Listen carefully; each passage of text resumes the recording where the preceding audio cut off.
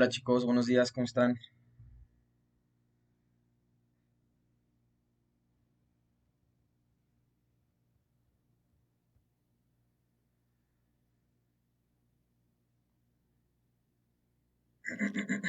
Buenos días, prof. ¿Al 100 o qué? Al millón porque al 100 cualquiera. Eso es todo, caray.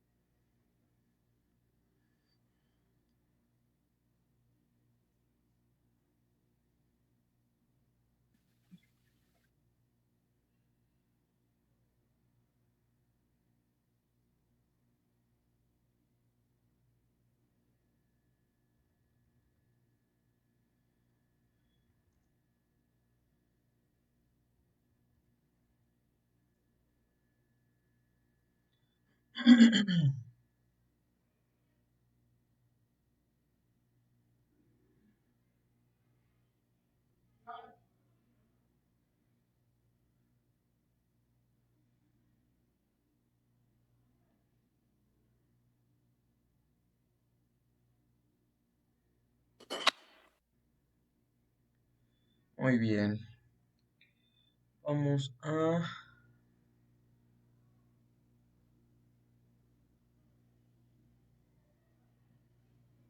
pasar lista.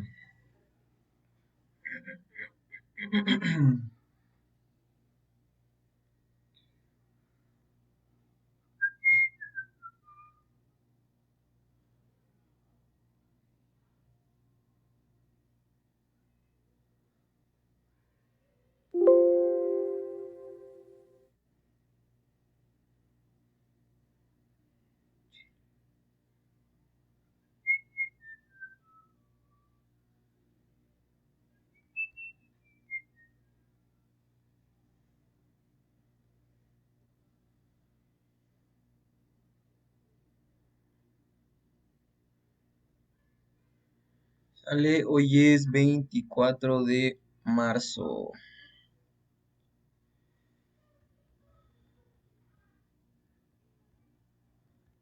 del 21. Sale, ahí anda Wanda, y creo que la única que nos falta por ahí es Aranza. Vamos a dejarla pendiente.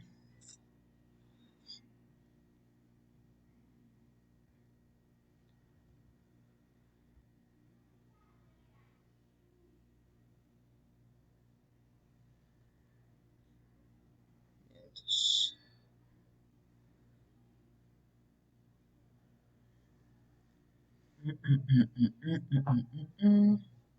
perfecto.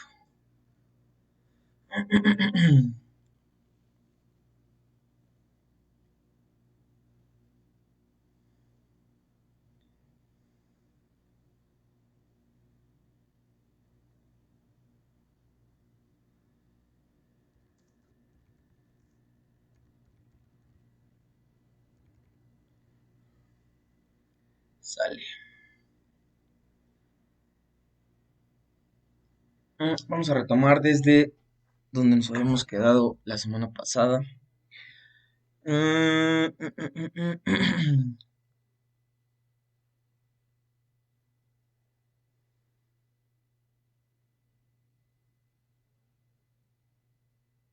me parece que nos habíamos quedado por ahí.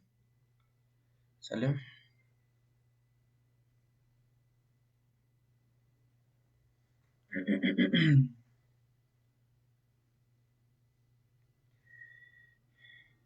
Ok, tenemos entonces que vamos a retomar esta parte de la presentación de gestión de la seguridad y salud en el restaurante.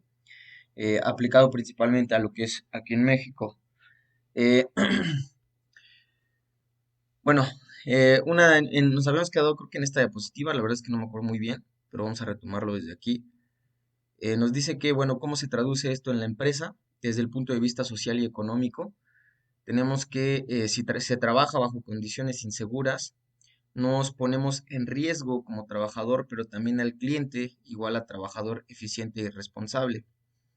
Cuando desconocemos la normatividad de la SST, incumplimos como trabajador y empleado, igual a poner en riesgo nuestra salud y del cliente y de la empresa. Es decir, lo que nos quiere dar a entender todo esto es que independientemente de las condiciones de seguridad que podemos tener dentro o que nos va a brindar como tal la empresa, recordemos que también es muy importante eh, que nosotros como trabajadores tengamos esa conciencia de saber que estamos haciendo bien las cosas y de que debemos ser cuidadosos, mejor dicho, al momento de realizar nuestras actividades. Obviamente va a depender de qué tipo de actividades son las que nosotros realizamos, pero siempre debemos respetar las medidas de seguridad, pues que nos está brindando como tal la empresa y de eso nosotros ser cuidadosos. Eso se va a ver reflejado en que nuestro trabajo va a ser más eficiente, ¿sale? Y que también no vamos a poner en riesgo al cliente. El hecho de nosotros manejar de manera irresponsable o hacer cosas de manera irresponsable no solo nos pone en riesgo a nosotros, sino también pone en riesgo a los clientes, ¿sale? Entonces es muy, muy, muy importante que en realidad se tomen en cuenta este tipo pues de características, de opciones, y por lo tanto también se ve reflejado en la parte económica de la empresa. Cuando nosotros no somos responsables al momento de llevar a cabo algunas funciones, obviamente se ve reflejado en los accidentes, se ve reflejado en si se descompone alguna máquina o algo por el estilo, y por lo tanto es un impacto económico que tiene la empresa, ¿sale? Entonces, esos impactos económicos también hay que tomar en cuenta que no nada más afectamos nosotros a la empresa, sino también lo que hacemos es que al momento de afectar económicamente a la empresa, nos afectamos de manera indirecta a nosotros, o bueno, también de manera directa, porque existe, bueno, hay veces que también por ajustes, por cosas de ese tipo, donde la empresa tiene que solventar algunos gastos importantes, pues se ve reflejado en nuestro sueldo, en nuestro salario. Entonces es muy importante tomar en cuenta todo esto. Ah, rayos, que ahí está. Además, nos dice que para el trabajador tiene un costo, es decir, la pérdida del ingreso, de trabajo, la habilidad, la inhabilidad de proveer a su familia y los cuidados médicos. Para el empleador significa costos directos e indirectos, en este caso el ausentismo del trabajador, costo de situación del empleado, el tiempo de emplear a un nuevo trabajador, capacitarlo, la sobrecarga del trabajo para el resto de los empleos, afectando en la suma de la competitividad de la empresa, ¿sale? Entonces, si nos ponemos desde el punto de vista del trabajador, nosotros como trabajadores tenemos mucho que perder. ¿Sale? Número uno, los ingresos. O sea, los ingresos son muy, muy, muy importantes.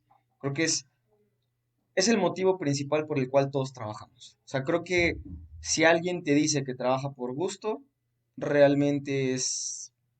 No le crea. O sea, realmente no funciona de esa forma. Porque, vamos a ser honestos, todos necesitamos el dinero para algo. O sea, no es que seamos convenencieros ni mucho menos. Pero a final de cuentas, el dinero es básico para la vida. Si nosotros no tenemos dinero, no tenemos para comer. Si nosotros no tenemos dinero, no tenemos para vestir. Ajá, entonces aquella persona que te diga, no, es que yo no lo hago por el dinero, definitivamente está mal. O sea, realmente todos trabajamos por un objetivo y el objetivo es ganar dinero. Que nos guste nuestro trabajo es totalmente distinto, ¿sale? Ahora bien, ya no solo depende de las necesidades propias, ajá.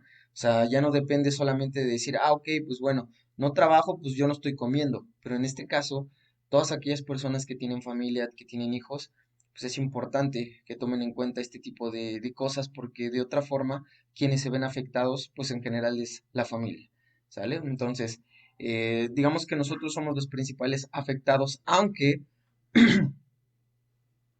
cuando hablamos también por parte del el empleador o el dueño de la empresa, también hay que tener un poquito de conciencia de que así como nosotros tenemos familia, también el dueño de la empresa tiene familia. También el dueño de la empresa tiene necesidades, ¿sale? Entonces, cuando se suscitan este tipo de problemáticas y existe un impacto en la economía del empleador, pues obviamente se va a ver reflejado pues en los costos o en los gastos que se van a tener, a lo mejor para las reparaciones, para las sustituciones, cosas de ese tipo, ¿sale? Ahora bien, por otro lado, a veces se suele despedir al empleado, ¿no? A lo mejor existe un accidente o algo por el estilo y muchas veces se despide al empleado. Pero ¿qué creen? Hasta cierto punto, a veces eso suena contraproducente o suele ser un poco contraproducente. ¿Por qué? Porque cuando nosotros, o bueno, cuando se corre a un empleado y alguien tiene que suplir ese puesto, a veces el tiempo es dinero, es decir, el tiempo se refleja en dinero. Cuando tú eres dueño de un negocio, aunque no lo creas, el tiempo, ahora sí que el factor tiempo se ve reflejado siempre en dinero, porque el tiempo es importante en muchas cosas. Ahora bien, cuando se trata de capacitar y poner a la línea de trabajo a un empleado, estamos hablando de tiempo y se ve reflejado en dinero. ¿Por qué? Porque a lo mejor, vamos a suponer, ustedes venden, no sé, se me ocurre sushi, ajá, tienen una barra de sushi. Y a lo mejor el sushero simplemente, pues ya, hubo una situación, te metió en un problema y lo terminaron corriendo.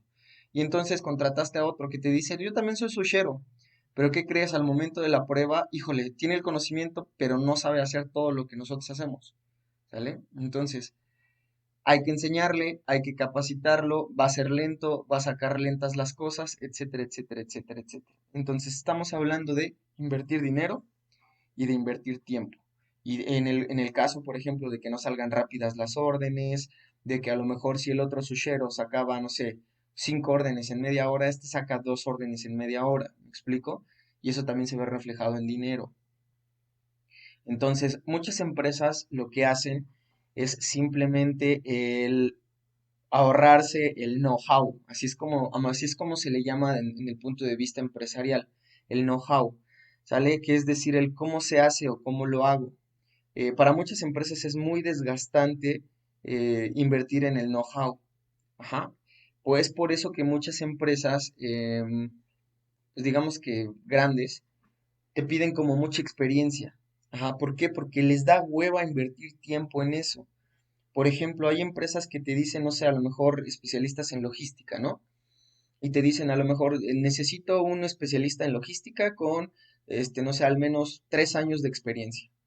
Y no es porque te digan, ah, pues es que pues, forzosamente quieren la experiencia. Aquí el punto es que existen puestos, digamos que de especialidad o puestos donde necesitas tener como un conocimiento específico.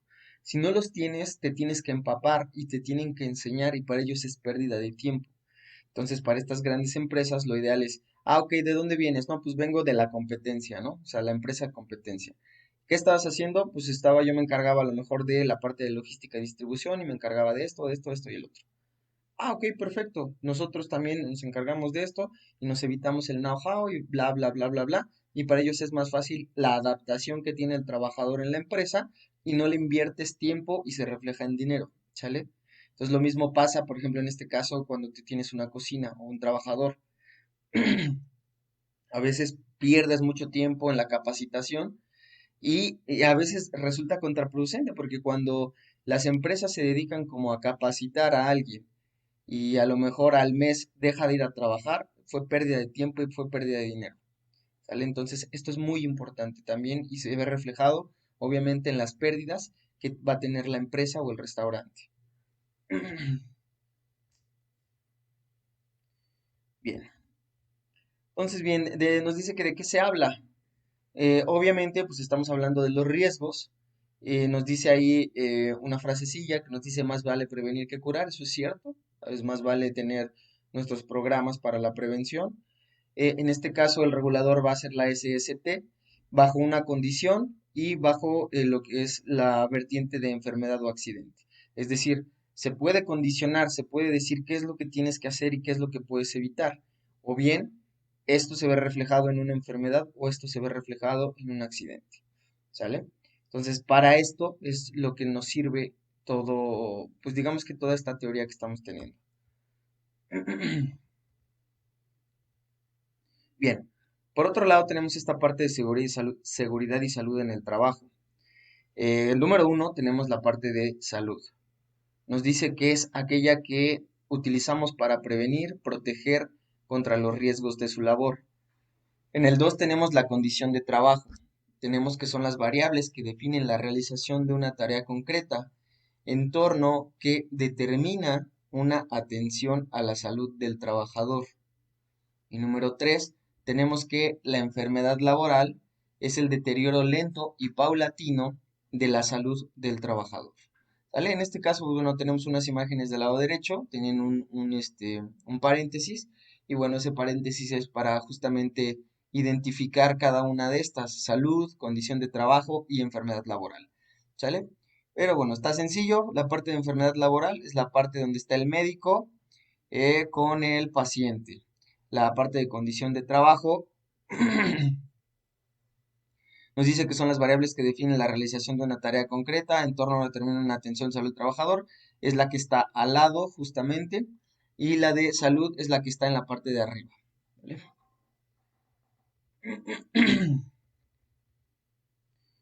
Por otro lado, tenemos la parte de riesgo. Nos dice que es la posibilidad de sufrir un daño derivado del trabajo. Y el 4 tenemos que es un accidente de trabajo. Nos dice que es un suceso anormal, no deseado, que interrumpe la normal continuidad del trabajo y puede causar lesiones a los trabajadores.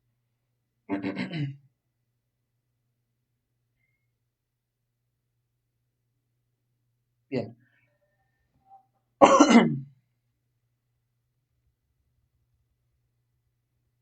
Nos dice entonces que qué podemos hacer en SST. Nos dice que, pues bueno, se tiene que mejorar la condición, es decir, el cumplimiento, en este caso dentro de la empresa, y por parte del trabajador mantener la condición, que es la autogestión. ¿Sale? Entonces, por un lado, la empresa debe tener el cumplimiento, y el cumplimiento es tener las condiciones adecuadas de trabajo. Debe de cumplir con todas esas condiciones para que el trabajador pueda sentirse pues tranquilo. Por otro lado, por parte del trabajador, tenemos que se deben mantener las condiciones. Es decir, si la empresa ya me dio las condiciones adecuadas de trabajo, yo debo ser consciente para mantener esas condiciones, llevarlas al pie de la letra y evitar cualquier riesgo o accidente. ¿Sale? Que en este caso es la autogestión y ser muy conscientes de lo que estamos haciendo.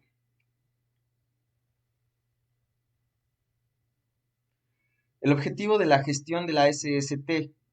Tenemos que los objetivos principales son los siguientes. Nos dice que es asegurar la aplicación de las medidas de prevención y protección de SST eficiente y coherente a la empresa.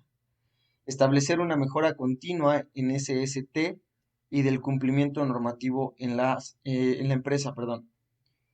También tenemos que la dirección y los trabajadores participan en el proceso de la SST a su nivel de responsabilidad.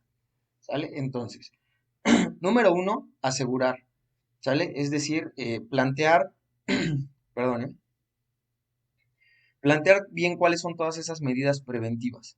O sea, tenemos que realizar los manuales, cosas, etcétera, etcétera, cosas de ese tipo. O sea, establecer como los lineamientos específicos para que nosotros podamos tener las condiciones de seguridad dentro del establecimiento de la empresa.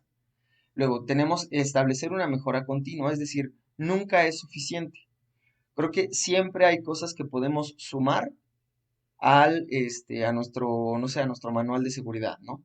Porque, por ejemplo, a lo mejor nosotros no contábamos con que puede existir un incendio a partir del sol, ¿no? Un ejemplo, según las actividades que hagamos. Entonces, chin, se suscitó pues sí, un accidente o algo por el estilo a partir del sol, y pues nosotros nunca contábamos con eso, ¿no? Entonces, quizás es un ejemplo burdo, pero bueno, así es como funciona. Creo que de las cosas más simples a veces no las tomamos en cuenta y son las cosas que posteriormente nos van a provocar pues problemas. Entonces, establecer este tipo de mejoras son de mucha importancia. Y posteriormente la dirección y los trabajadores participan. Obviamente, pues todos participan. Digo, está bien que por parte de la empresa bueno, como ya se mencionaba anteriormente, está bien que por parte de la empresa se den los lineamientos y te digan, ok, tienes que hacer esto de esta forma, ¿sale? Tienes que, pues bueno, no sé, llevar al pie de la letra esto. Sí, ok, está bien, pero yo como trabajador tengo que hacerlo. O sea, debo ser consciente de que las cosas se tienen que hacer de esa forma, porque si no, imagínense. O sea, ¿de qué sirve tener tantos lineamientos, tantas reglas, tantas normativas, si al final de cuenta nosotros como trabajadores nos va a valer y no lo vamos a llevar al pie de la letra? El punto de la responsabilidad es muy importante. Ok, ¿cómo podemos iniciar para gestionar la SST en la empresa? Ok, vamos a tener que los primeros pasos son los siguientes. Número uno, la identificación de riesgos. ¿Sale? Número dos, la priorización de los riesgos. Y número tres, elaboración del mapa de riesgo. Ok, si se dan cuenta, todo esto está aplicado hacia el plan de contingencia, que es como la base de el plan de contingencia. Entonces, identificación de riesgos. Estamos hablando de una cocina. Tenemos que identificar todos los riesgos posibles que deben existir dentro de una cocina. Ajá. Ejemplo, a lo mejor, a mí se me ocurre que es un riesgo que los cuchillos estén en la mesa de trabajo, bueno, en la orilla de una mesa de trabajo, número uno.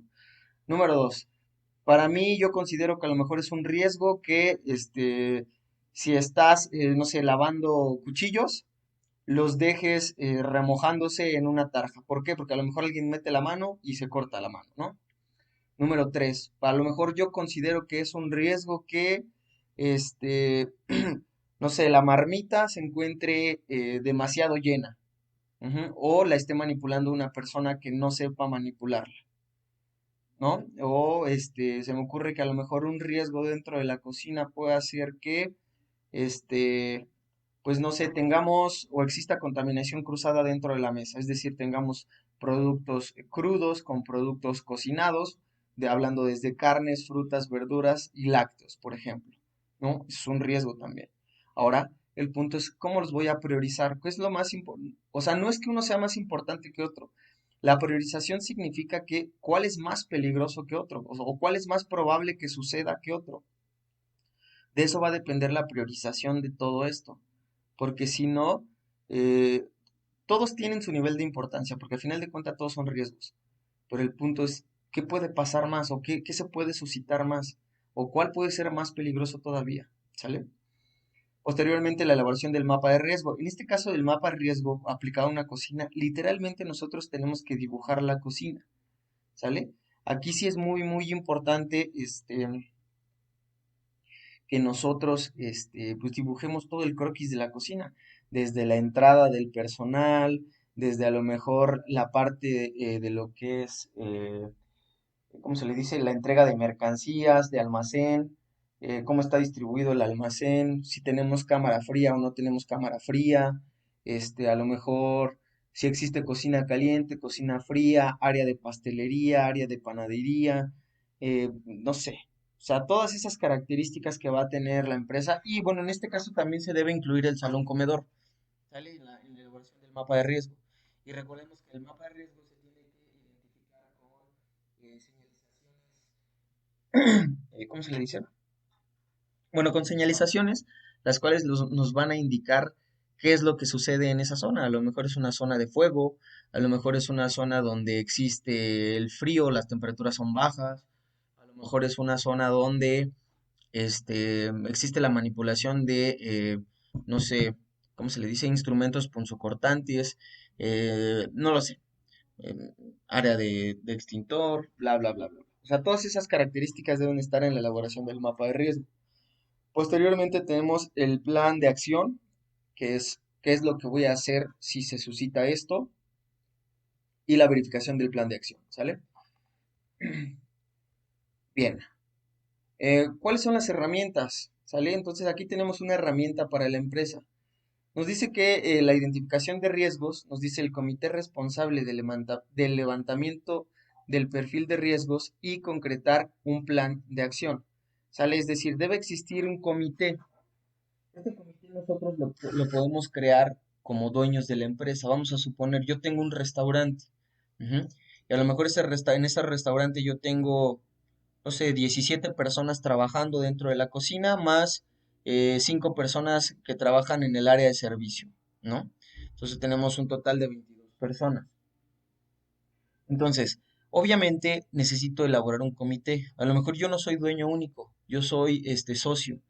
A lo mejor tenemos dos socios, ujú, o tres socios. Entonces, a partir de esos tres socios, nosotros podemos decidir quién es el comité. Podemos hacer responsable a lo mejor al chef y al jefe de cocina, por así llamarlo, ¿no? Entonces, o también al jefe de, ay, ¿cómo se dice? Al de bar, al barman, ¿no? Entonces, entre ellos pueden ser el comité y el comité va a ser el responsable de levantar. Ellos son los que están trabajando diario ahí, ellos son los que se dan cuenta qué es el riesgo que podemos correr dentro de este restaurante. Establecen su lista, a partir de la lista priorizan y después de priorizar concretan su plan de acción. ¿Qué es lo que se tiene que hacer? ¿A quién le voy a delegar responsabilidades al momento de que se suscite una situación de, pues, de peligro, ¿no? Ok, aquí tenemos algunos pasos para la identificación de los riesgos en las áreas de trabajo. Tenemos que primero vamos al tipo de riesgo, es decir, que se tiene que clasificar. Después, la fuente que genera el riesgo. Tenemos que identificar precisamente cuál es esa fuente que está generando el riesgo. El efecto que ocasiona, es decir, el daño. Y la medida de control de seguridad, es decir, qué es lo que tenemos que hacer para evitar esta situación. Ahí tenemos dos ejemplos claros. Tenemos el letrero de piso mojado y tenemos, me parece que es un insecticida. Ajá. Entonces, en el caso de el piso mojado, ¿cuál es el tipo de riesgo? Pues el tipo de riesgo es una caída, ¿no? O un resbalón. Fuente que genera ese riesgo, pues obviamente es el piso, está húmedo. Y como es un piso liso, al estar húmedo, obviamente te va a provocar que tú resbales. ¿Cuál es el efecto que ocasiona? Pues que tú caigas y te golpees fuertemente y te puedas lastimar. ¿Sale? Ese es un efecto que ocasiona. Y posteriormente, ¿cuál es la medida de control sugerida? Es decir, ¿qué es lo que tengo yo que hacer para evitar esto? Simplemente no caminar por ese piso que está húmedo. ¿Y cómo lo puedo evitar? A lo mejor con un señalamiento como el que tengo ahí. Lo mismo pasa en este caso con el insecticida que tengo ahí. ¿Cuál es el tipo de riesgo a clasificar? A lo mejor es una intoxicación o un envenenamiento. ¿Cuál es la fuente que lo genera? El insecticida que tengo ahí. ¿Cuál es el efecto que ocasiona? Pues a lo mejor que tengas una intoxicación, un envenenamiento o posiblemente enfermes del estómago o quizás hasta la muerte. Ajá. ¿Cuál es la medida de control sugerida? Que este tipo de elementos no se encuentren a la mano y no se encuentren pues a la vista dentro de la cocina. Tienen que estar en una bodega donde a lo mejor se tiene todo este tipo de químicos, ¿no? Y así. Así es como se tienen que más o menos que ir clasificando los riesgos y las áreas de trabajo. Ok. También tenemos dentro de esta clasificación de los tipos de riesgo, nos dice que, bueno, existen diferentes tipos de riesgo, digamos que de manera muy general o por clasificación. En este caso, del lado derecho en la barra azul, tenemos los riesgos mecánicos, riesgos ecológicos o naturales, riesgos eléctricos, riesgos sanitarios, riesgos psicosociales y riesgos ergonómicos. Del otro lado, pues tenemos algunas oraciones o frases que nos indican o nos piden que completemos cuáles son los riesgos, ¿sale? En este caso, vamos a completarlo. Nos dice que asociados a baños, comedor, agua potable y causando enfermedades infecciosas. ¿Sale? Obviamente, pues, ¿cuáles son esos, chicos? A ver, ustedes vayan respondiendo.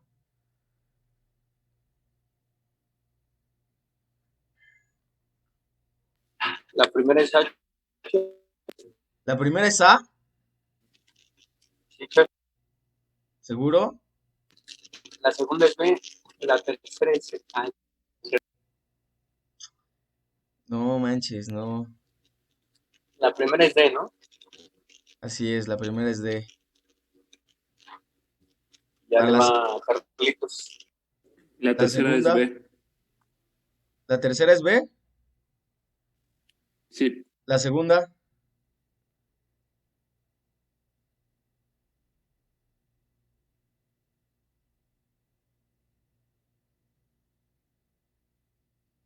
la segunda es F, ergonómicos.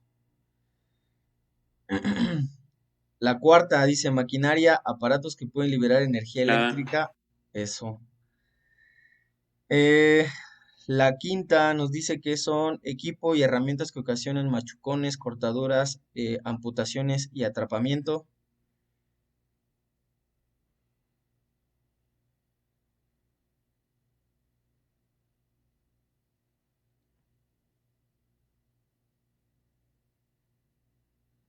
La A, ¿no? Y la última, ocasionan enfermedades, accidentes por el ritmo de trabajo, deficiente comunicación, niveles deficiente comunicación y niveles de suspensión. En este caso son los psicosociales, que es la E, ¿sale? pues. Bueno, ahí tenemos algunos otros, que son los riesgos físicos, ¿sale? Los riesgos de seguridad, los riesgos biológicos y los riesgos químicos, ¿sale? En este caso nos dice que son las infecciones, alergias ocasionadas por una fauna nociva, picadura de insectos, virus, bacterias, ¿sale? Tenemos ahí que La es C. la C, vientos. Sustancia natural o sintética que ocasiona efectos La irritantes, D. tóxicos, explosivos e inflamables. ¿Cuál, perdón? La D. La de químicos, bien. Ruido, vibraciones, iluminación, calor, perdón, y frío. La, Vientos. Condiciones de instalaciones, pisos, escaleras, pasillos, lugares especiales y áreas confinadas, perdón. Es la B, ¿no? Ok. Para la identificación de riesgos, nos dice que es necesario, bueno, ir al área y nos dice que no olvides ser participativo, incluyente y parcial. Es decir, que tienes o eh, debes vivir por ti mismo la situación que se está suscitando, ¿sale? O sea, es decir, no solo se trata de que te digan, ah, pues mira, aquí hay este riesgo por esto. Tú digas, ah, ok, sí, sí existe el riesgo. No, lo ideal es que se tiene que ser participativo. Es decir, yo voy y verifico de manera presencial que en realidad esté pasando esa situación, ¿sale? O sea, tomo fotografías, tomo evidencias, tomo anotaciones y posterior a ello, ahora sí, tomo, ¿cómo se le llaman? Testimonios de las personas que están laborando diariamente en esa zona de trabajo. Esto te va a permitir que la identificación del riesgo sea pues más efectiva y no nada más sea vaga, no nada más estés divagando en decir, ah, ok, pues existe el riesgo, pues me dijeron los trabajadores. No, ¿sale? Lo ideal es que tú estés dentro del lugar o vayas al lugar. Ok, como se puede decir que como característica, como sugerencia, ujú, se dice que para poder identificar un riesgo, pues apoyarte de alguna tabla. Ajá. Entonces, en esta tabla tenemos lo siguiente, tenemos área de la empresa, descripción del proceso y labores que se realizan. ¿Sale?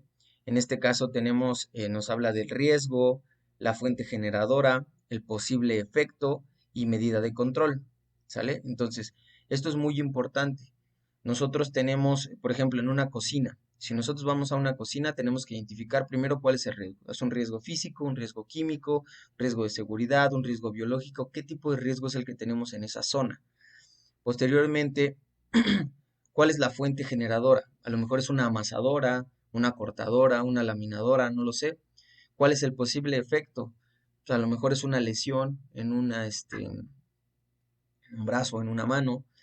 posible control o medida de control, qué es lo que tengo que hacer para evitar este tipo de riesgo, ¿sale? Entonces, nosotros de esta forma podemos identificar cuáles son los riesgos que tenemos dentro de nuestras áreas de trabajo. Nos podemos apoyar de una tabla de este tipo e ir anotando cuáles son ese tipo de cosas para que igual lo tengamos a la mano y seamos conscientes de que es algo que debemos atender. Luego tenemos la priorización del riesgo. Nos dice que se pueden usar los siguientes rangos para apoyarnos en una empírica valoración de riesgos. ¿Sale? Tenemos desde el rango 1 hasta el rango 6, o mejor dicho, del rango 6 al rango 1. Ajá. En este caso, en la clasificación tenemos el tipo de riesgo, siendo el 6 el insoportable y el 1 el soportable, ¿sale? Teniendo como extremo, grave, moderado y bajo. Tenemos también el efecto y la clasificación según el color. Vamos a tener desde el color rojo, amarillo y verde. De ahí nos vamos a dar cuenta la gravedad o la priorización del riesgo que nosotros estamos teniendo. ¿Sale? En este caso, en los efectos, si hablamos del rango 6, tipo de riesgo insoportable, hablamos de efectos masivos, muertes, incapacidades permanentes, en el color rojo. Si hablamos del rango 5, en el tipo extremo, tenemos que el efecto nos dice que son lesiones extremadamente graves y enfermedades ocupacionales, que también se clasifican en rojo. En el rango 4 tenemos tipo de enfermedades graves, que son lesiones incapacitantes ocasionadas frecuentemente o enfermedad ocupacional frecuente, que también es un rojo. En el rango 3, en el tipo moderado, tenemos en el efecto que son lesiones o enfermedades ocupacionales ocasionalmente, es el color amarillo. En el rango 2 tenemos que es un tipo de riesgo bajo, con un efecto de heridas leves, contusiones o pequeños daños, que en este caso está clasificado en color verde. Y finalmente tenemos en el rango 1, que es un tipo de riesgo soportable, que como efecto nos da que es un remotamente posible, rara vez ocasiona una lesión o una enfermedad, y en este caso está en el color verde. Podemos apoyarnos de este tipo de tablas para nosotros poder priorizar los riesgos que tenemos dentro de nuestra institución o dentro de nuestra empresa.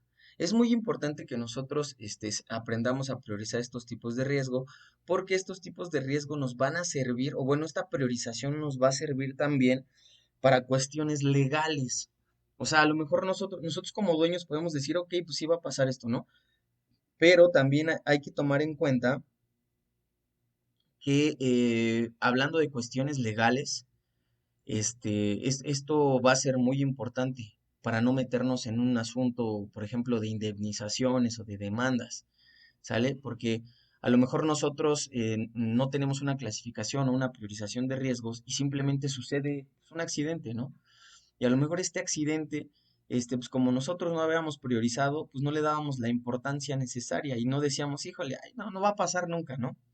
Entonces, quizá pasa y a lo mejor nos mete en una demanda y a lo mejor nos mete en una indemnización muy fuerte y pues obviamente la empresa sale perdiendo. Y no es porque uno no quiera hacerse cargo de los gastos, sino el punto es, si nosotros llevamos un control específico sobre los riesgos que tenemos dentro de nuestra empresa, nosotros vamos a saber cómo actuar y de qué manera actuar o hasta de qué manera respaldarnos según las medidas de seguridad que se le están brindando al trabajador. Si el trabajador no ha sido consciente, si el trabajador ha hecho las cosas como se le da la gana y no ha seguido las pautas o las normas para ejecutar su trabajo, pues ahí es ya donde viene como la parte de la defensa, ¿no? O sea, es un rollo.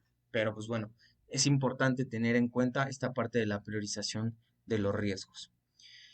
Chicos, pues bueno, estamos en el último minuto y los veo de regreso en 10 minutitos, ¿vale? Son las 11:01, los veo de regreso a las 11:11. Va pues, Órale, pues, chicos. vale.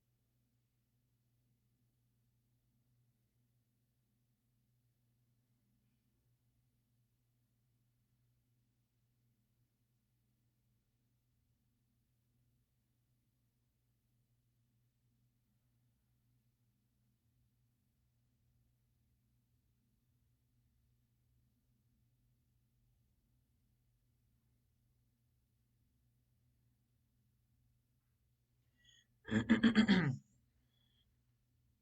entonces vamos a seguir donde nos habíamos quedado, ¿sale? Bueno, estamos hablando de la priorización de los riesgos y de, bueno, de qué manera podemos... eh,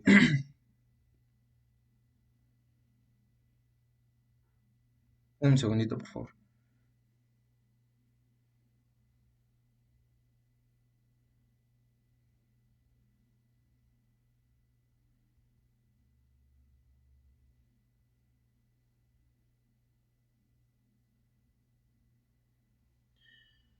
Sí, les digo, ¿de qué manera podemos clasificarlos?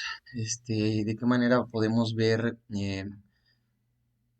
hasta qué punto, cuáles son o cuáles tienen mayor peligro, no mayor importancia, sino mayor peligro o mayor frecuencia que sucedan dentro de la empresa, ¿sale? Bien, la parte de elaboración del plan de riesgo, ¿sale? Contemplar el mapa, en este caso son los señalamientos que nosotros podemos utilizar, las distintas áreas, o número de áreas que pueden existir dentro de la empresa, pues bueno, también lo podemos señalar en una tabla, ¿sale? Ok, aquí nos dice la pregunta, ¿qué esperamos lograr? La imagen que tenemos ahí nos da como un preámbulo muy amplio de lo que en realidad podemos lograr o lo que podemos hacer dentro, pues, de una cocina, ¿no? Para que no se vea de esta forma. Si nos damos cuenta, hay muchas cosas, pues, feas que están dentro de esa imagen. Sale empezando por la señora que está aquí, luego, del lado derecho, pues bueno, está cortando algo, yo creo que a lo mejor es un pescado, pero pues no tiene tabla sobre la mesa de trabajo y tiene ahí luego un queso y tiene un líquido derramado a un lado de lo que está cortando, ¿sale? Por otro lado, pues el bote de basura está lleno, se está casi vomitando, tiene moscas por todos lados. Del lado izquierdo tenemos un cocinero en una freidora que pues en realidad no deja escurrir, se le están quemando las cosas, el aceite se le está cayendo al piso, está a punto de resbalarse, los trastes totalmente sucios y amontonados, se están casi vomitando de la tarja. Al fondo tenemos una señora entrando a la cocina con más platos sucios todavía, con líquidos derramados en el piso, cajas a medio pasillo, por la parte, bueno, por el otro lado tenemos un señor que está atendiendo, igual líquidos y basura por todos lados. En una mano tiene una charola que está entregando y en otra mano tiene una cubeta, o sea, está haciendo como cosas a la vez y que no deben ser así, etcétera, etcétera, etcétera. O sea, si nos damos cuenta, pues lamentablemente esa imagen refleja como eh, pues lo que pasa en muchas empresas o muchos restaurantes que no tienen una buena organización, ¿sale? Que no tienen ese cuidado de, de tener como un protocolo a seguir dentro de la empresa o bien las funciones específicas de los trabajadores dentro de el restaurante. Ay, ¿qué hice?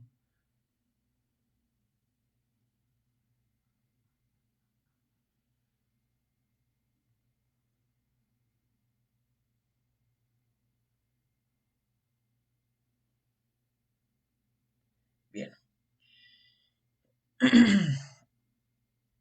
Ok, nos dice que en el marco del CIMAPRO, que en este caso recordemos que el CIMAPRO es una asociación o una empresa en asociación de restauranteros mexicanos y de Cuba, ¿sale? Entonces nos dice que incluir la línea base de intervención del tema de la SST. Nos habla de los indicadores, los resultados y la descripción de la situación. En este caso, el número de accidentes, días de incapacidad por riesgo de trabajo, número de riesgos identificados en tu área de trabajo. ¿Sale? Esta herramienta nos va a servir a nosotros para proyectar, em, o sea, es una proyección, pero lo que nos va a hacer es que nos va a ayudar a evitar más accidentes y riesgos de trabajo. ¿Sale? Por ejemplo, nosotros a lo mejor decimos que en nuestro restaurante En el 2010 tuvimos, no sé, 30 accidentes. El resultado del 2012 tuvimos a lo mejor 25 accidentes. Ajá. O viceversa, tuvimos 25 y 30, ¿no? Y por ejemplo, tenemos días de incapacidad por riesgos de trabajo. A lo mejor en total de todos los trabajadores tuvimos, no sé, 40 días de incapacidad, mientras que aquí tuvimos, no sé, 35. Número de riesgos identificados en tu trabajo, a lo mejor tengo 40 tipos de riesgos y a lo mejor en 2012 ya tengo 20 tipos de riesgo, ¿sale? Tienes que hacer la descripción. Obviamente esto te va a permitir que o mejores o empeores. O te pones las pilas o simplemente tu lugar o tu establecimiento empeora. Entonces lo ideal es que siempre nos tengamos que poner las pilas para que nuestro lugar vaya prosperando. Es decir, que de tener 40 riesgos de trabajo, a lo mejor bajemos a 20, bajemos a 15. De tener 30 accidentes al año, a lo mejor podamos tener 10 accidentes al año, que también ya es mucha ganancia. Esto te va a permitir tener un control específico de lo que está sucediendo dentro de tu establecimiento. Posteriormente tenemos la elaboración del plan de acción. En este caso, es importante también completar, por ejemplo, esta tabla. Nos dice que el plan de acción de seguridad y salud de la empresa, que es un cronograma de actividades del, por ejemplo, del año que ustedes quieran, ¿no? Aquí nos dice 2014. Nos dice aquí del lado izquierdo las actividades para el control de factores de riesgo, meses de ejecución y responsables. Ahora, en este caso, en este cronograma de actividades, bueno, ustedes ya llevaron, me parece que administración. Ajá. Entonces, este cronograma es asemejado a lo que se le conoce como una gráfica de Gantt. No sé si se acuerden de ese tema.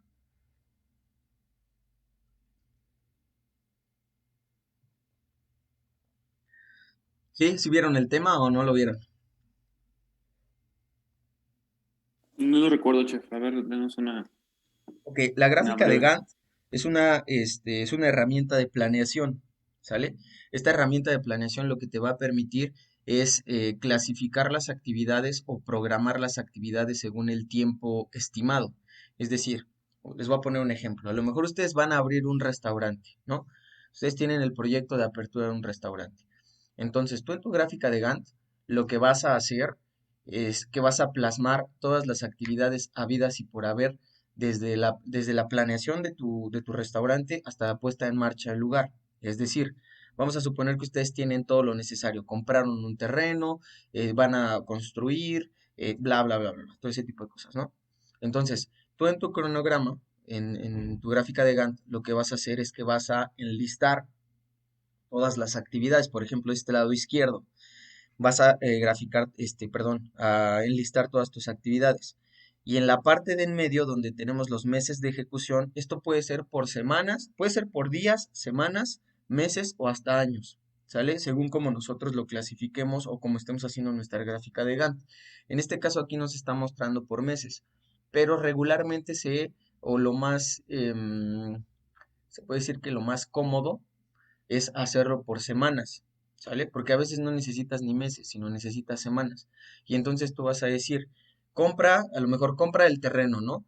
Y a lo mejor necesitas, no sé, semana y media y las clasificas, ¿no? Pones ahí semana y media o los coloreas, los llenas y en la parte de arriba vienen clasificados por meses. Viene semana uno, semana 2, semana 3, semana 4 del mes de marzo.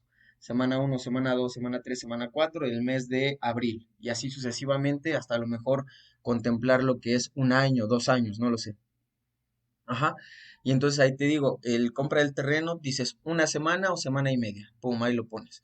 Entonces, al mismo tiempo que yo estoy haciendo la compra del terreno, a lo mejor estoy comprando el material, ¿no? O a lo mejor me están elaborando el croquis perdón, los planos del lugar que voy a construir. Y entonces a lo mejor ocupo esa misma semana. Después de esas 2 semanas que yo ocupé, a lo mejor van a empezar la construcción del establecimiento. Y se van a tardar, no sé, lo de 4 meses, a lo mejor unas 16 semanas, ¿no? Por ejemplo. Y así sucesivamente. O sea, tú lo vas programando. ¿Y esto para qué sirve? Para que tú tomes en cuenta em, los tiempos específicos que necesitas para la elaboración de algo, de un proyecto, por así llamarlo. En este caso, tu proyecto es el plan de acción. Tu plan de acciones, ¿qué es lo que necesitas? O sea, ¿qué necesitas en tu plan de seguridad? Vamos a suponer, si tú tienes un restaurante, a lo mejor una actividad para el control de riesgo es, vamos a empezar, por ejemplo, por las plagas, ¿no? Entonces, tu principal, ahorita lo que vas a atender, tu principal actividad es las plagas, o pongo ahí plagas. Entonces, por lo tanto, necesito fumigar. Y para que desaparezcan las plagas, al menos necesito, no sé, 4 fumigaciones continuas. Y a lo mejor una es una fumigación por semana, entonces voy a necesitar 4 semanas. Entonces, ok, ocupo todo el mes de febrero. Ujú. Posteriormente, a lo mejor tengo ahí, no sé, se me ocurre, revisión de instalaciones eléctricas y renovación de cableado, ¿no? Un ejemplo. Pues entonces eso me va a llevar casi 2 meses. ¿Por qué? Pues como está funcionando el restaurante, lo tienen que hacer de noche. Entonces a lo mejor voy a ocupar el mes de marzo y el mes de abril. Ujú. Posteriormente a lo mejor tengo revisión y reparación de tuberías de gas, ¿no? Y a lo mejor al mismo tiempo que hacen las tuberías, que hacen la revisión de la electricidad, pueden hacer la de las tuberías de gas. Entonces, para eso no necesito mucho, necesito un mes. Entonces lo ocupo en el mes de marzo, que puede ser al mismo tiempo. Y así sucesivamente. ¿Sale? Entonces, esto te va a dar como un preámbulo de los tiempos necesarios o de los tiempos que tú necesitas para llevar a cabo un proyecto. ¿Sale? Bueno, y así es como funciona más o menos. Es a grandes rasgos, ¿no? Pero conlleva más la parte de gráfica de Gantt. Pero bueno, así es como funciona. Y este es un ejemplo de cómo ustedes pueden llevar a cabo el control de las actividades que se pueden tener dentro del restaurante, hablando desde el punto de vista de un plan de acción o un plan de contingencia. Mm, mm, mm, mm, mm. La misma. Ok. Y nos dice entonces cuáles son los resultados que buscamos. ¿Sale? Obviamente, los resultados que nosotros buscamos con los planes de acción o planes de contingencia es que, número uno, aumente la productividad, ¿sale? Es decir, que pues, mis trabajadores estén laborando de manera más feliz, se sientan más seguros y por lo tanto vamos a tener mejores resultados y por lo tanto reduzcan los costos. Quizá al inicio pues tengas que invertir, porque obviamente el invertirle en tubería, el invertirle en electricidad, invertirle en ciertas cosas, pues es dinero, ¿no? Pero eso se ve reflejado en que si yo hice bien las cosas, si mis condiciones de seguridad son las adecuadas, entonces por lo tanto voy a tener menos riesgos. Y menos riesgos se ve reflejado en menos costos o menos gastos, ¿sale? Y entonces por lo tanto vamos a tener una buena gestión de la seguridad en el trabajo. Tenemos entonces, ¿cuáles son las ventajas de la gestión de la SST? Tenemos que, pues bueno, principalmente o primero encontramos la reducción de los costos y los riesgos, en este caso que es el descenso del ausentismo y de los índices de rotación de los trabajadores y el menor número de accidentes, con un menor número de accidentes. Luego tenemos la disminución de demandas laborales. Luego tenemos la garantía de una mejor continuidad de la actividad empresarial. En este caso nos habla sobre la mejora de productividad al evitar los incidentes, accidentes y fallos en los procesos. También tenemos el aumento del prestigio y mejora de la reputación entre proveedores, clientes y otros interlocutores, bueno, que están directamente ligados con la empresa. Y también tenemos el liderazgo de la gestión de la prevención en materia de seguridad y de salud en el trabajo, que es una ventaja competitiva. Esto es muy importante dentro de las empresas, las ventajas competitivas, porque las ventajas competitivas no únicamente te hablan como tal del producto, no únicamente te hablan como tal de lo que tú le estás ofreciendo físicamente al cliente, ajá, sino también te habla del buen trabajo de de la buena gestión y el buen trabajo que se está teniendo dentro de la empresa, lo cual te indica que es una buena empresa para trabajar. De hecho, también, bueno, existen este tipo de clasificaciones. No sé si las hayan visto alguna vez ustedes en internet. Existen este tipo de clasificaciones que te habla sobre las mejores empresas para laborar en México, por ejemplo, o en el mundo y te dice cuáles son las características que se toman en cuenta.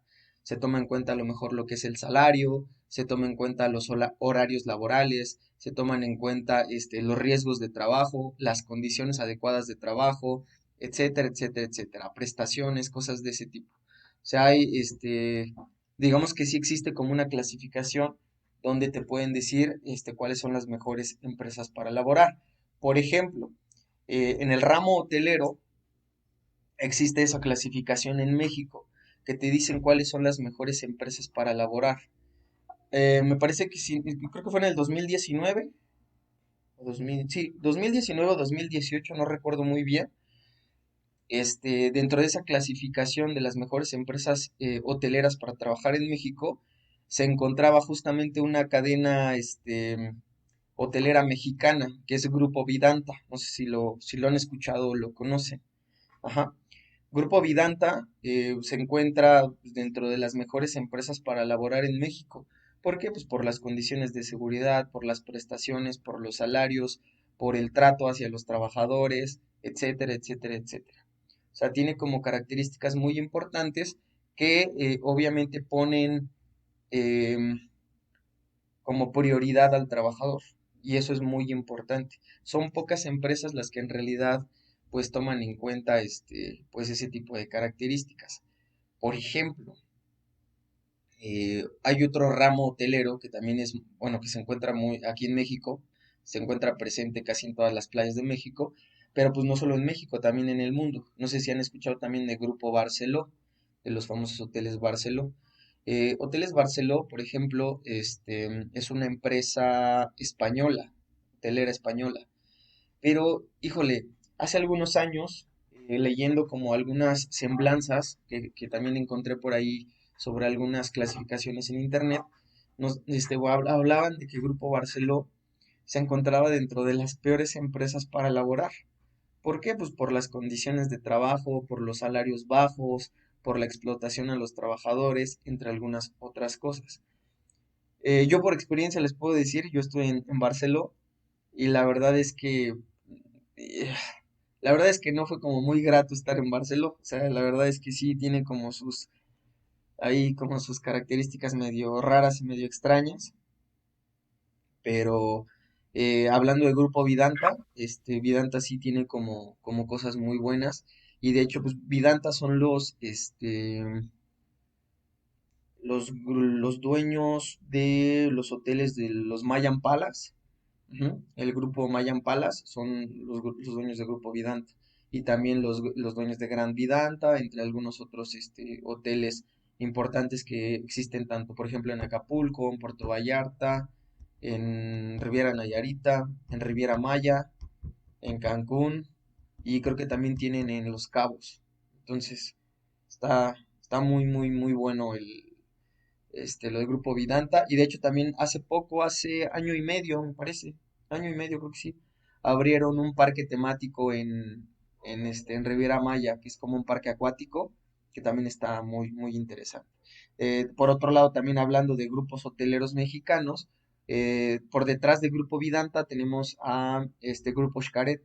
También Grupo Xcaret es de las mejores empresas para laborar en México por todas las características que te da, sueldos, prestaciones, bueno, cuidado al trabajador, entre algunas otras cosas. ¿Sale? Así que si ustedes tienen pensado buscar chamba en una playa, yo ahora sí que de buena onda les recomiendo que busquen trabajo en Grupo Xcaret o en Grupo Vidanta, que son empresas mexicanas, y la verdad es que les va muy bien en esas. ¿Sale?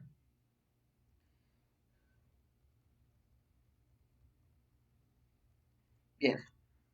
Tenemos esta parte de lo que es la conclusión o la reflexión, donde nos hace algunas preguntas y nos dice, ¿qué ventajas encuentras en la gestión de la SST en tu empresa? Pues obviamente encontramos muchas ventajas, ¿no? Tanto económicas, tanto como sociales, de seguridad, entre algunas otras cosas. O sea, realmente es muy importante tener una buena gestión de seguridad dentro de la empresa. Posteriormente nos dice qué ventajas tiene la herramienta de identificación de riesgos. Es muchas las ventajas.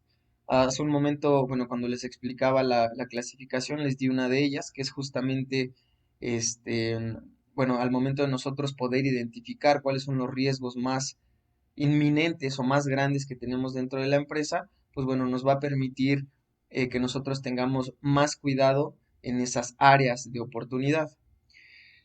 También tenemos aquí que nos dice cuáles serían las primeras medidas que podrías implementar. Bueno, eso va a depender del tipo de establecimiento que nosotros tengamos posteriormente.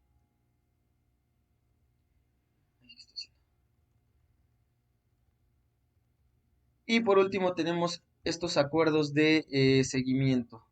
Nos dice que implementar la herramienta de identificación de riesgos por área, generar mejoras a partir de mapas de riesgo e implementar al menos una mejora de SST por área. Eso es muy importante y pues, bueno, creo que nos quedó claro. Nos dice aquí que las futuras empresas de éxito serán aquellas que en el presente sean capaces de combinar la visión y la previsión para invertir en innovación y en seguridad y salud de sus trabajadores, ¿sale? Entonces eso es muy importante. Hoy en día eso es algo que se toma mucho en cuenta. O sea, ya no es como antes que lo que importaba era el famoso capitalismo, ¿no? El capital. Es decir, yo dueño, tú trabajas y no me importa, tú sacas el trabajo y a mí me das el trabajo. No. Ahora, digamos que dentro de las nuevas corrientes, yo creo que a partir como del 2010 para acá, ha existido como esa revolución donde se le ha puesto como mucho hincapié en que se tiene que proteger al trabajador y que el trabajador es como lo primordial dentro de la empresa, porque sin trabajadores la empresa no funciona, ¿sale? Entonces eso es muy importante, hay que tomar en cuenta eso. Nosotros si algún día somos jefes o si ustedes si algún día son jefes, tomen en cuenta esas características. Que, ok, sí, tengo el poder, soy el jefe, yo mando, sí, pero sin mis trabajadores yo no puedo llegar hasta donde estoy o no puedo tener las ventas que tengo hasta ahorita. Entonces tengo que cuidar a mis trabajadores, tengo que darles cuidados de prevención. ¿Para qué? Para que mis trabajadores estén laborando de manera adecuada y contentos. Ajá. Y posteriormente, pues bueno, no tengamos riesgos de trabajo ni nada de ese tipo y todo pueda funcionar de manera correcta. ¿Sale?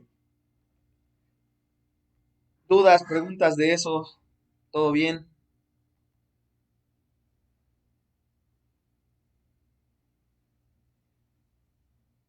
Todo bien, chef. Todo bien, chef. No. Vamos a retomar algo muy importante que, bueno, yo les estaba mostrando la vez pasada, que les quería mostrar la semana pasada en la universidad, pero bueno, no abrieron los videos.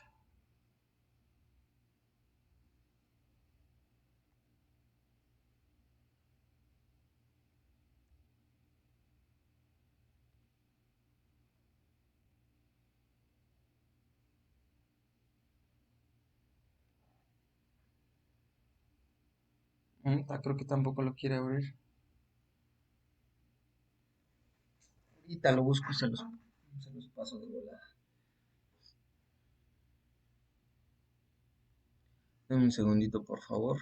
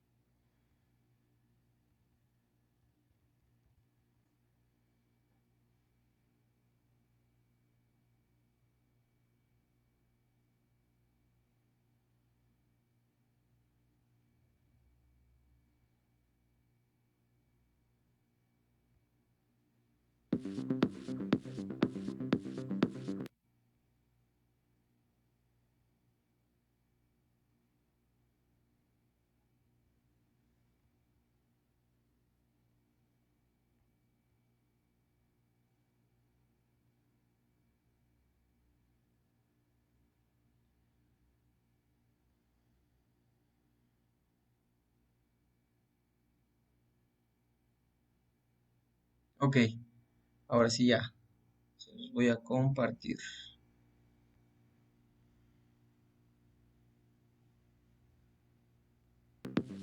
Listo. Ponemos atención. Hola, mi nombre es Juan Carlos Llavería y hoy voy a hablar de cómo se pueden prevenir las crisis en el mundo de los bares, las cafeterías y los restaurantes. Antes de nada, tengo que decirte que las crisis las podemos combatir cuando las prevenimos. ¿Mande? No se escucha. ¿En serio? ¿Otra vez? Sí, en serio, no se escucha. Bueno, al menos yo. No, chef, no se escucha. No, chef, no se escucha. A ver.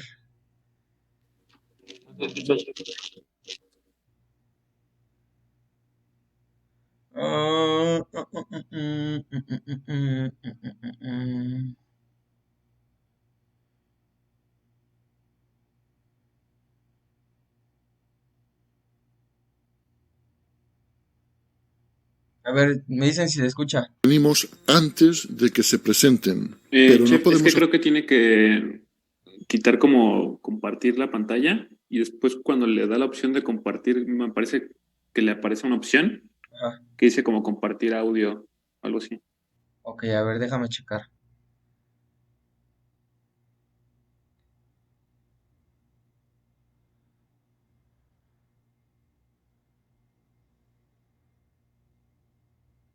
Compartir audio.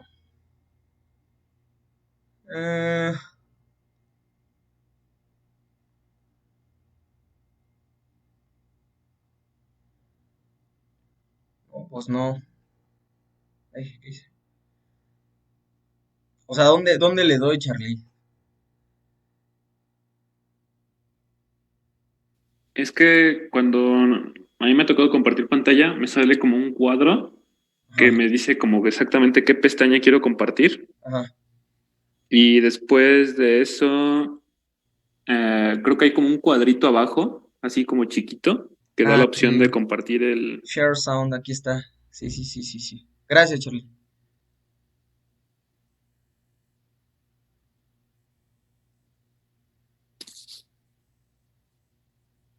A ver, me dicen si ya se escucha. hacer casi nada cuando esa crisis ya se ha presentado. Por lo tanto, ¿Sí se escucha o no? Sí. Ah, perfecto. Sale, ahí va. Sí se escucha, no se haga.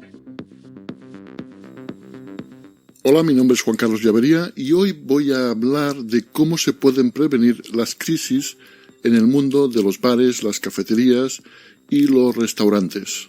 Antes de nada, tengo que decirte que las crisis las podemos combatir cuando las prevenimos antes de que se presenten, pero no podemos hacer casi nada cuando esa crisis ya se ha presentado.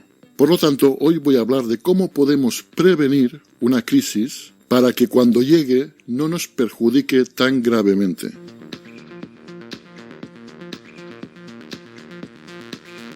Lo primero que tenemos que tener muy claro es que las crisis son cíclicas.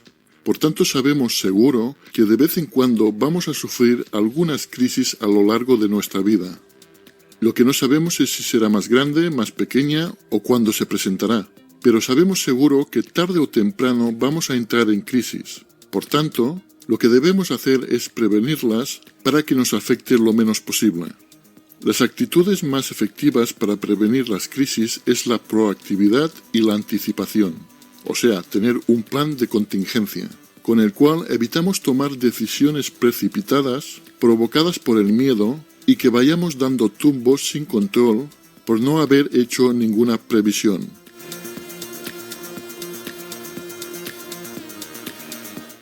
Lo primero que tenemos que saber es que hay dos clases de crisis.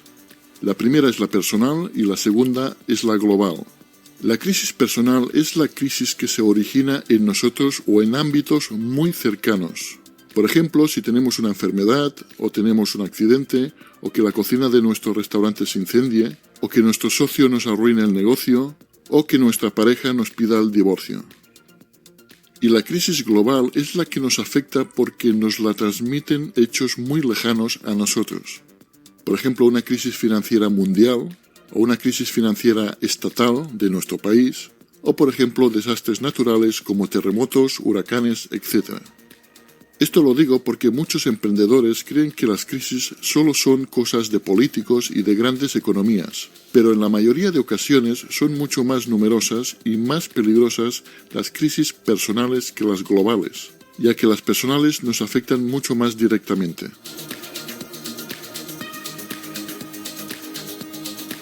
Después tenemos que tener en cuenta los periodos por los que tenemos que pasar.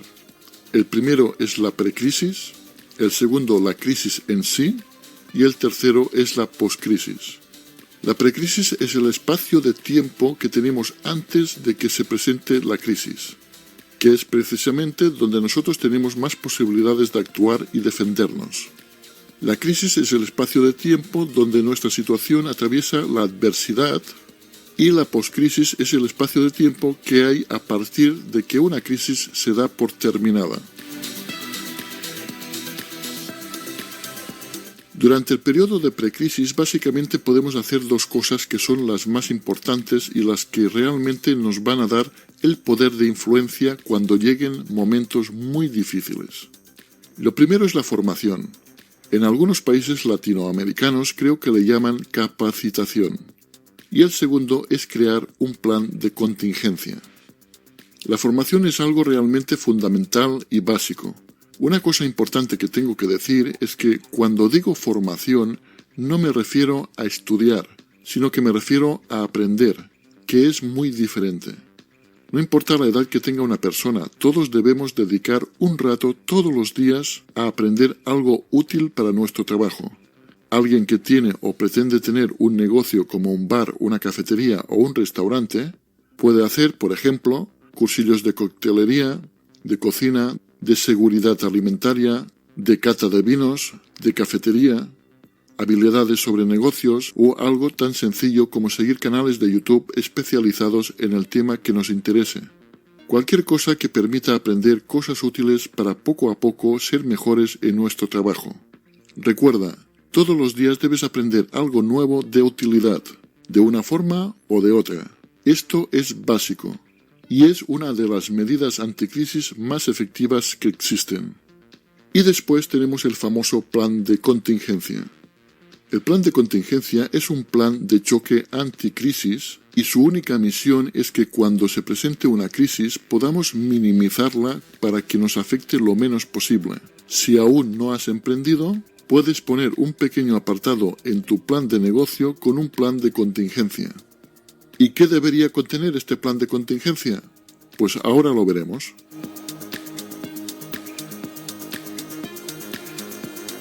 El periodo de crisis es cuando, por un motivo u otro, nuestro bar, nuestra cafetería o nuestro restaurante experimenta grandes adversidades, ya sea por una crisis personal o global.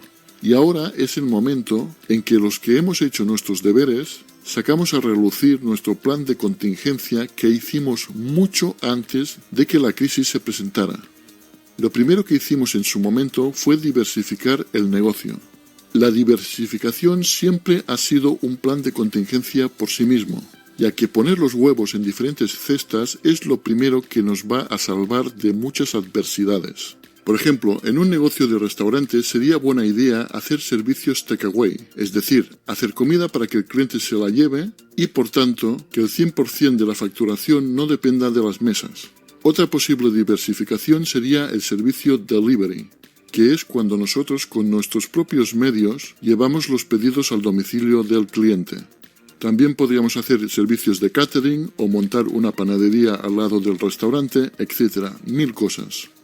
La cuestión es que, si es posible, siempre hay que intentar que un negocio no viva de un solo servicio, para no estar tan expuestos al desastre. Después lo que hicimos fue crear un colchón financiero. Nunca hay que mezclar el dinero personal con el dinero de un negocio, por muy humilde que sea ese negocio. Si, por ejemplo, montas un pequeño bar, tú debes tener tu sueldo y el bar debe tener su propio dinero.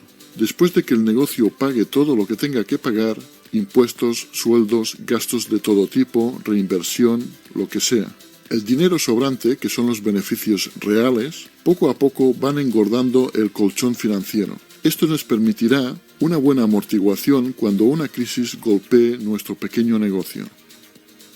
Si por algún motivo tienes o vas a tener un socio, hay algo que se llama pacto de socios y que deberías hacerlo desde el primer momento.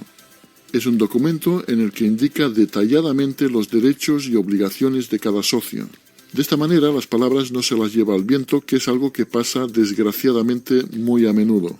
Siempre habrá ese documento firmado que recordará cuáles son los derechos y obligaciones de cada socio. Yo personalmente lo he vivido en mis propias carnes, cometí el error de no hacer un pacto de socios y esto me hubiera evitado muchísimos problemas que en ese momento no los pude evitar. A lo largo del tiempo, poco a poco, deberías crear contactos valiosos. Personas de valor que en un momento difícil te puedan echar una mano. Si tienes una cafetería, por ejemplo, podrías construir relaciones con proveedores, propietarios de otras cafeterías, personas que trabajen en el ayuntamiento de tu pueblo o ciudad, etc. Una buena red de contactos te salvará de muchas calamidades. Recuerda que siempre puedes ser víctima de destrozos por intento de robo. En tu negocio puede haber accidentes, quizá a lo largo de los años puede ser que los clientes sufran alguna intoxicación alimentaria, etc. Tener algún seguro que cubra hechos de este tipo es más que recomendable. Si no tienes un seguro y te sucede algo similar, de la noche a la mañana puede significar el fin de tu negocio. Teniendo un bar, una cafetería o un restaurante, es imprescindible tener una alarma profesional conectada a la policía. Aquí no tengo mucho más que decir porque creo que es demasiado obvio. Hoy en día hay cámaras en las que puedes ver tu negocio desde tu teléfono móvil. Da mucha tranquilidad al propietario cuando el local está cerrado y además hay cámaras que tienen la capacidad de avisarte y grabar si notan movimiento. Una cosa importante que quiero añadir es que también puedes poner cámaras disuasorias. Las cámaras disuasorias son cámaras falsas que desaniman a gente con malas intenciones. De esta manera solo necesitas poner una cámara real, que es la que vale dinero, y el resto pueden ser falsas. Y estas son las cámaras que yo tenía en mi cafetería.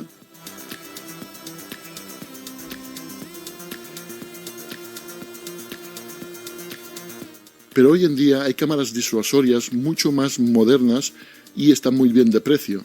Creo que valen entre unos 10 y 20 euros cada una y te pueden evitar problemas bastante graves. El tiempo de la transmisión, pero bueno, nos vemos el día de mañana, chicos. Nos vemos a las 7, ¿sale? Va pues, chef. ¿Tienen alguna duda de la receta de mañana? Pues no. No, chef. Bueno, por el momento no. Bueno, Vale, del momento pues. no. Bien, entonces aquí le dejamos, chicos. Nos vemos el día de mañana.